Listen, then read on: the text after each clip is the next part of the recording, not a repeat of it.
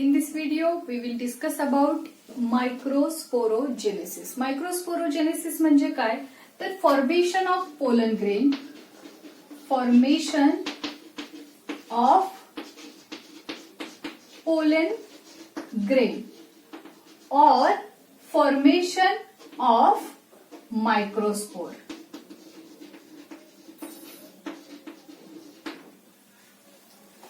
Formation microspore किंवा pollen grain कुठे form होतात तर इनटू द अँथर. अँथर मध्ये पोलन ग्रेनचं फॉर्मेशन होतं.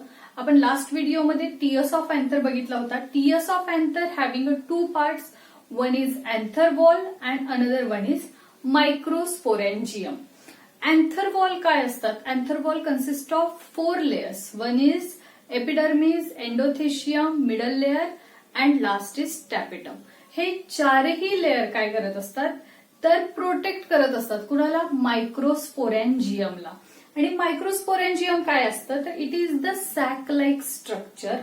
त्याला मॅच्युअर झाल्यानंतर यंग कंडिशनमध्ये आपण मायक्रोस्पोरेंजियम म्हणतो आणि मॅच्युअर झाल्यानंतर त्याच स्ट्रक्चरला आपण पोलन सॅक असं म्हणतो आणि त्या सॅकमध्येच पोलन ग्रेनचं फॉर्मेशन होत असतं.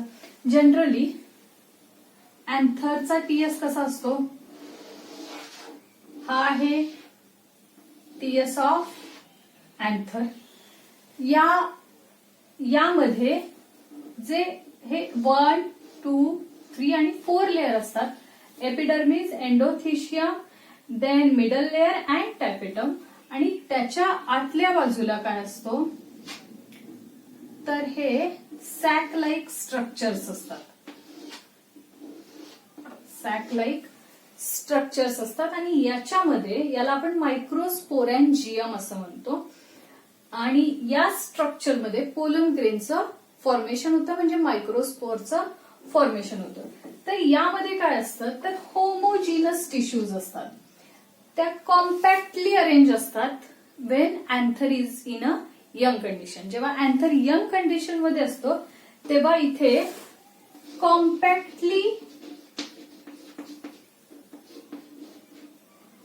कॉम्पॅक्टली अरेंज्ड सेल्स असतात. ह्या होमोजिनस असतात.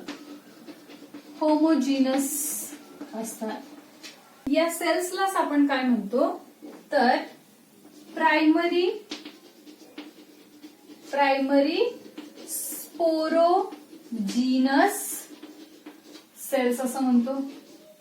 आणि ह्या प्रायमरी स्पोरोजिनस सेल्स असतात. This cells forms pollen mother cell. This cells form pollen mother cell और मायक्रोस्पोर मदर सेल. ह्या ज्या सेल्स असतात ते डिप्लॉइड इन नेचर असतात म्हणजे याच्यामध्ये 2 सेट्स ऑफ क्रोमोझोम असतात. डिप्लॉइड नेचरचे असतात. आफ्टर मियोटिक डिव्हिजन नंतर हॅप्लॉइड मायक्रोस्पोर्स तयार करतात. आणि हे मायक्रोस्पोर हॅप्लॉइड असतात. हे जे पोलन मदर सेल्स आहेत आफ्टर मियोटिक डिव्हिजन म्हणजे रिडक्शनल डिव्हिजन. म्हणजे if into the cell diploid cell जर 46 क्रोमोझोम असतील ते रिडक्ट होतात आणि प्रत्येक सेलमध्ये 23 क्रोमोझोम नंबर डिवाइड होतात किंवा डिस्ट्रीब्यूट होतात. एक पोलन मदर सेल आहे. याच्यापासून 4 हॅप्लॉइड सेल्सचं फॉर्मेशन होतं. आपण या 4 हॅप्लॉइड सेलला जेव्हा त्या इन टू द क्लस्टर असतात म्हणजे एकत्र असतात तेव्हा आपण त्याला काय म्हणतो तर मायक्रोस्पोर टेट्राड असं म्हणतो. हे मायक्रोस्पोर टेट्राड जेव्हा डिहायड्रेट होतं तेव्हा याच्यापासून 4 सेल्स म्हणजे 4 पोलन ग्रेन्स तयार होतात. काय तयार होतात? 4 पोलन ग्रेनचं फॉर्मेशन होतं. आता या मायक्रोस्पोरेंजियामध्ये इन ईच मायक्रोस्पोरेंजियम काय असतं तर thousands of pollen mother cells असतात. each cell having capacity to convert into a microspore tetrad. प्रति एका पोलन सॅक मध्ये जर की thousands of pollen mother cells असतील तर त्याच्यापासून आपल्याला 4000 पोलन ग्रेन्स मिळणार. असं each pollen sac having a thousands of pollen grain, याला म्हणायचं पोलन ग्रेनचं फॉर्मेशन. काय म्हटलं आपण की जेव्हा अँथर यंग कंडिशन मध्ये असतो तेव्हा त्याच्यामध्ये ऍट द सेंटर काय असतात, होमोजिनस सेल्स असतात. Cells converted in to a primary sporogenous cells. या primary sporogenous cells forms pollen mother cell और microspore mother cell. Microspore mother cells कशी असणार आहे, डिप्लॉइड असणार आहे. आणि ह्या डिप्लॉइड सेलचं मिओटिक डिव्हिजन होतं आणि आपल्याला हॅप्लॉइड मायक्रोस्पोर मिळतात. म्हणजे ऍक्च्युली मायक्रोस्पोर टेट्राड मिळतं.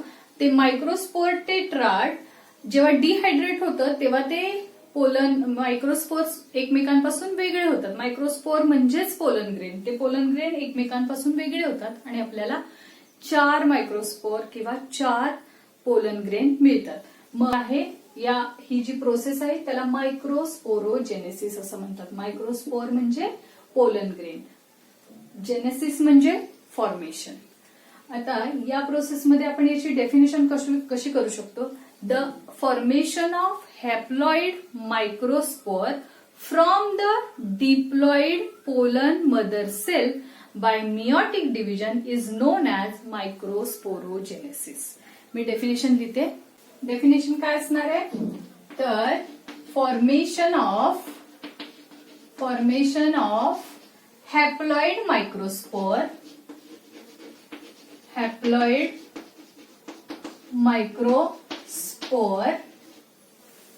From diploid